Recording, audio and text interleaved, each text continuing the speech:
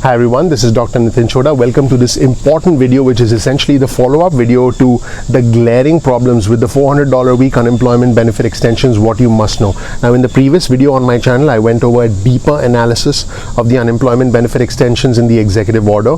I also talked about an important glaring problem with the unemployment benefit extensions in the executive order. In this video, I'm going to go over some actual language in the memorandum, which is on the White House website. Now, they call this program the Lost Wages Assistance Program. It is not federal unemployment benefits. It is a separate program that is going to be set up with money that the states are going to tap into in order to pay out these unemployment benefits.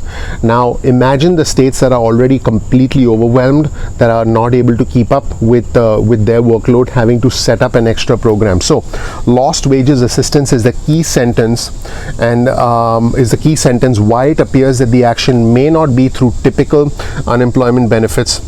So technically it's not federal unemployment assistance. Now, here is why this is important. For the 1% of my viewers who will be like, oh, it doesn't matter, still going to get the money. You're wrong. And here's why. Listen carefully, because when you read between the lines, you're actually able to see the truth. The White House is expected to issue some more clarification on this, but based on my understanding, based on a lot of news sources, the additional unemployment benefit, which will be $400 a week, and 25% of that will come from the states. By the way, this is down from $600 a week that the Democrats demanded, but it's up from the $200 a week in the initial GOP offer.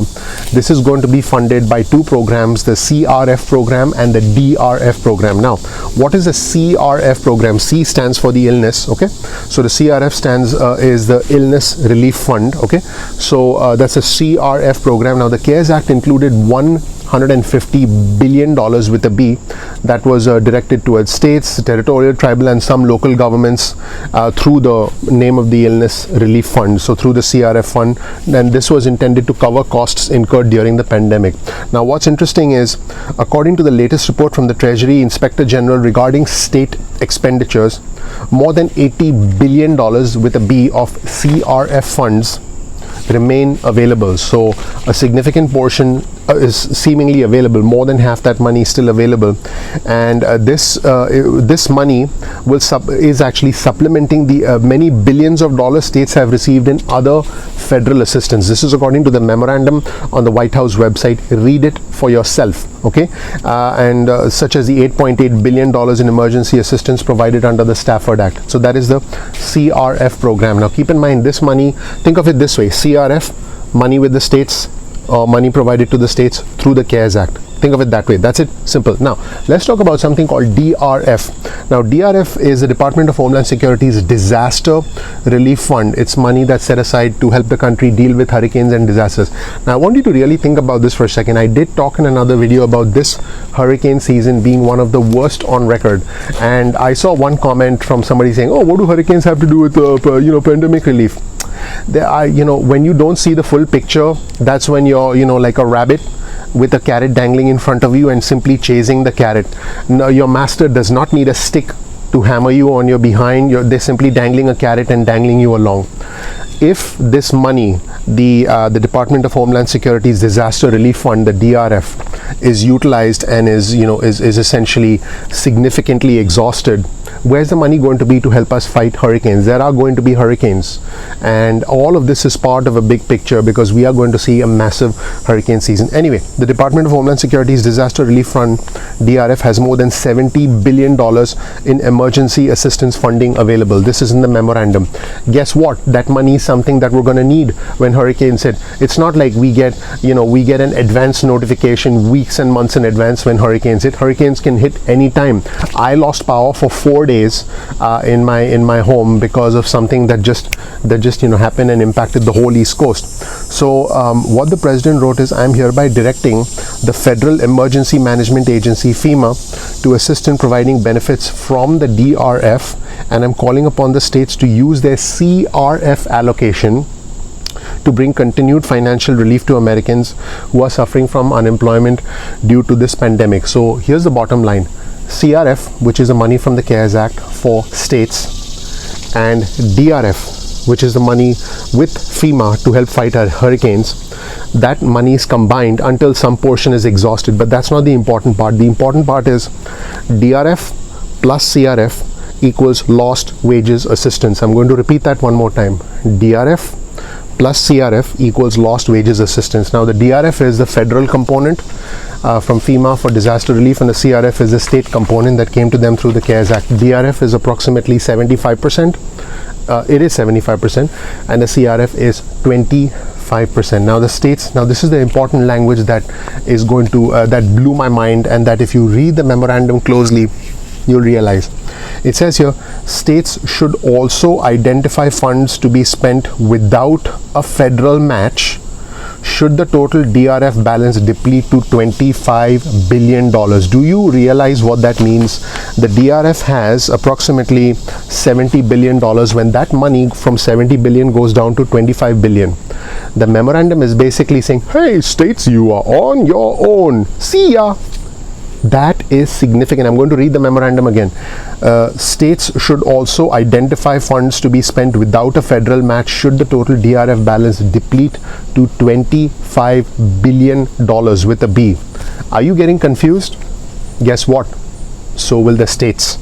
So to provide additional, and again this is from the memorandum, to provide financial assistance for the needs of those who have lost employment as a result of the pandemic, I am directing up to $44 billion. Remember, the DRF had 70 billion, right? So the president is saying he's directing 44 billion, which by the way leaves 25 billion to help us fight disaster, to help us fight hurricanes and other natural calamities that come up. He said, I'm directing up to $44 billion from the DRF at the statutorily mandated 75% federal cost share be made available for lost wages assistance to eligible claimants to supplement state expenditures. In short, what that means is the president is saying, out of the $70 billion with a B in DRF, I'm going to allow up to $44 billion of that to be that 75% DRF component in the lost wages assistance, reimbursement, compensation, whatever you want to call it. This is actually a grant to state governments. It's not federal unemployment assistance. It's not money from the federal government to the states. Hey, use it for unemployment, because by the way, that is an act that is appropriated through Congress. This is the president bypassing Congress and saying, hey, set up a lost wages assistance program. It sounds interesting. Now, you know, this is where partisanship comes in. If you're a supporter of the president, you'll say, oh, this was a masterstroke, and if you are someone who doesn't like the president, you'll be like, oh, how can you do that? You know, it's illegal. Regardless of that, this is going to be a nightmare to set up. It is not only going to face legal challenges, it is going to be difficult, and it could take months for states to set up, according to Michelle Evermore, who in my opinion is the #1 unemployment benefits expert in the country. Look her up. I'll link you to her in the description below. So the president wrote, at least $25 billion of total DRF balances will be set aside to support ongoing disaster response and recovery efforts and potential 2020 major disaster costs.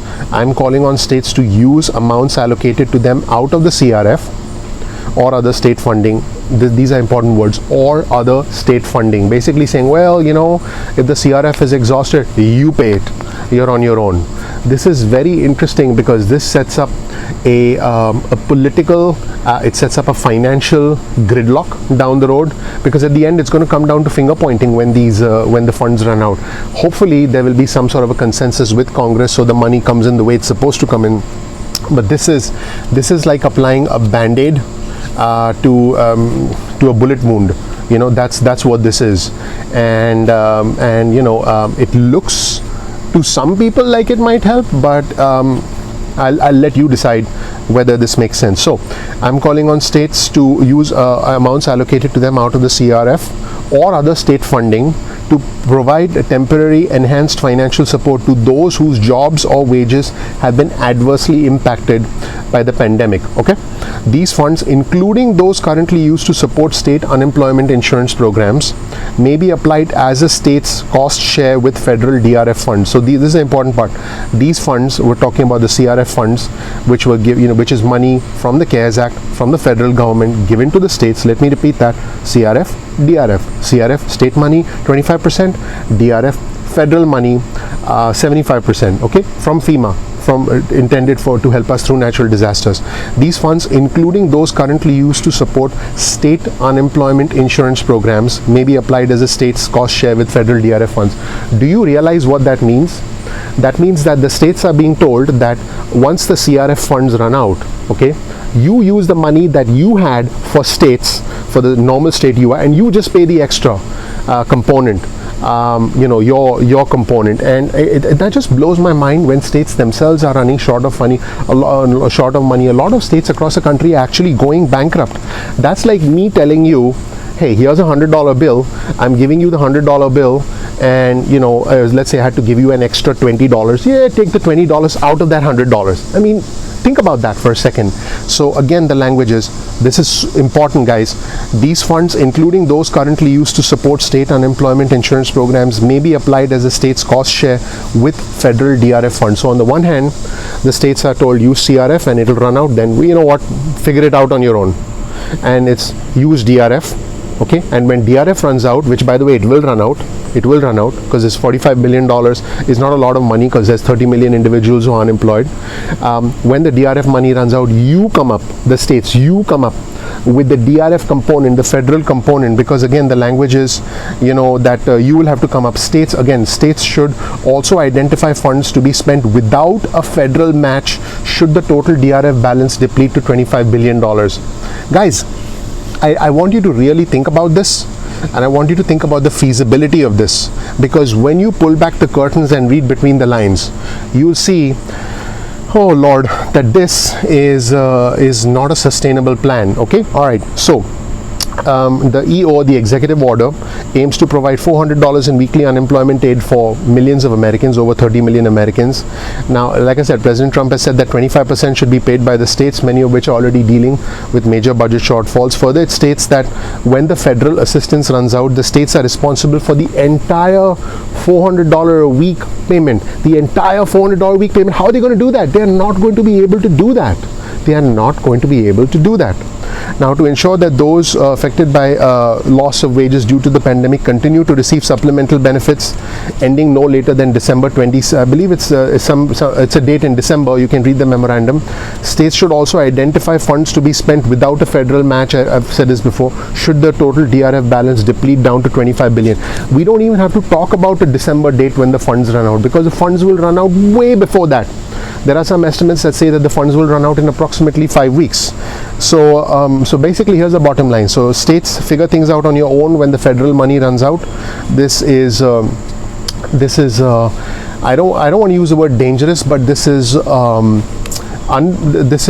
difficult to imagine. I think I would use that phrase, difficult to imagine, because this sets up people to blame their states and not the federal government when the money runs out. And Michelle Evermore also reported that some experts are baffled by the idea that unemployment benefits can be extended unilaterally. By definition, the administration of unemployment benefits must conform to federal law, and there is no federal law that is on the books to allow for an additional sum of money towards federal unemployment benefits extension, which, by the way, is why the president came up with an executive order to create the lost wages program, funded from FEMA funds, okay, funded from DRF. Tell the states, hey, use some of that leftover money that you have, which, by the way, many states may not have. It's possible that your state doesn't have any CRF funds available. It's quite possible. So how's the state going to kick in their $100 component? Furthermore, when the DRF money runs out, the federal money runs out, how's your state going to come up with $400 when they don't have $100 to pay you? The administration can just say, "Whoa, we signed an executive order. Talk to your state." And what are you going to do? Blame your state and then vote out your governor, vote out your senators, your House representatives? I mean, this actually, in many ways, creates more problems than it solves. This creates more problems than it solves. So there are key questions that are unanswered right now. The White House's executive again redirected money from DRF, an emergency hurricane disaster relief plot. Legality aside, we don't know if this money is enough to pay $400 a week to millions and millions of Americans. By the way, all 30 million unemployed Americans, 30 million plus, will not even qualify for the $400 a week, because there is a stipulation that an individual must be collecting $100 a week or more in state unemployment benefits to qualify for this lost wages assistance program. So let me be clear, we need to stop calling it an extension of the federal unemployment benefits program. Stop calling it that. This is not just a technicality. Any other individuals, any other channels that talk about $1,600 a month federal unemployment is wrong, okay? And this is more than just a technicality. This is a completely separate program program that A is going to run out of money, B is going to be hard to implement. That's it. In fact, it could take months to implement. So basically, again, when you do the math, about 5 weeks of money is left, and that also assumes if the states chip in. This doesn't even answer the question, what happens if states do not chip in? What happens if states say, well, I don't have the money? That's it. What's going to happen then?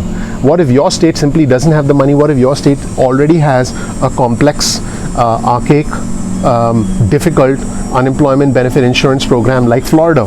I have done another video on the Florida governor basically saying that the state's unemployment system was set up to pay the least amount of claims. His words, not mine. So at the end of the day, even if this program is somehow implemented, we're going to have to redo all of this again in 5 weeks. We're going to have to go through all this drama, all this tension, all this chaos, all the partisanship again in 5 weeks, and then the White House is probably going to have to go back to Congress and ask for more money. That's where we stand right now. In the next video, I'm going to talk about the fine print, why the $400 a week is not actually federal unemployment insurance. It's a completely separate program. I'll go into a little bit more detail about the lost wages program, and it could take, like I said, months to implement. If you learn something new, please click the like button. Also, please subscribe so you get and enable notifications so you get instant updates going forward. My name is Dr. Nitin Choda with the Ignition Time channel. I hope you learned something new.